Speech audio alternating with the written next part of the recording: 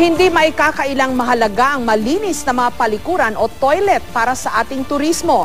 Ayon nga sa pag-aaral ng Economics of Sanitation Initiative, mahigit 77 billion pesos kada taon ang nawawalang kita sa Pilipinas dahil sa poor sanitation, kabilang na ang maruruming restrooms.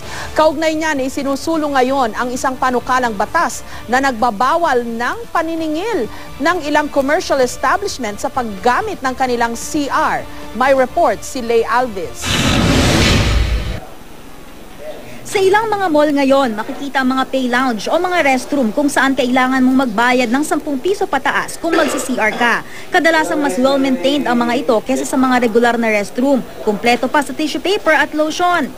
Pero sa House Bill No. 300 o ang panukalang Free Comfort Rooms Act, isinusulong ang pagbabawal ng paniningil ng mga commercial establishment para sa paggamit ng CR. It is a service na dapat maging available sa lahat. Sa ilang transport terminal, may bayad din ng paggamit ng CR. May naniningil ng piso, 5 piso. Ang iba naman nang hihingi na lang ng donasyon na para raw sa mga naglilinis. Sa Quezon Memorial Circle, ang presyo depende sa kung ano ang gagawin mo sa loob ng banyo. Pati nga pananalamin, may singil na 2 pesos. Pinarerentahan ng management ng Circle ang mga CR sa mga pribadong individual na siya ring bahala sa maintenance nito. Di raw kasi kaya ng management na i-maintain ang lahat ng 16 na CR sa parke na bukas ng halos buong araw. So ilang shift yung gagawin mo para magbantay lang ng isang CR. Whereas dito, sila na lang ang nag-aasikaso lahat. May mga malilinis mang palikuran, meron ding hindi kalinisan.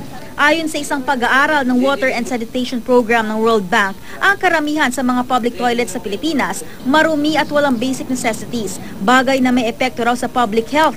Nakakaapekto rin daw ito sa turismo dahil ang sanitary conditions ang isa sa mga tinitignan ng mga turista sa pagpili ng bansang kanilang bibisitahin. Sa Boracay na lang halimbawa, nanliliit daw ang tour guide na si Albert Tan dahil wala siyang may alok na malinis na public toilet sa kanyang mga guest mula sa ibang bansa kapag nasa labas sila ng hotel. Swertehan na lang daw kung may ibang hotel na papayag na magpagamit ng kanilang CR. Nakakahiya. Where do people go? Hindi naman presentable yung mga public toilet. Tumira ka sa isang 5-star hotel, tapos pina-CR mo sa marumi. So what for?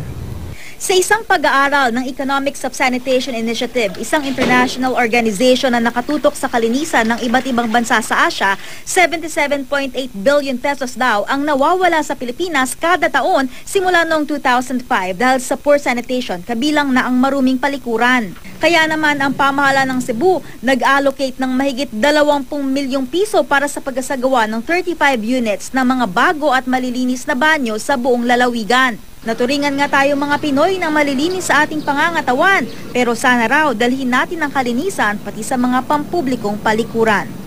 Lay Alves, GMA News.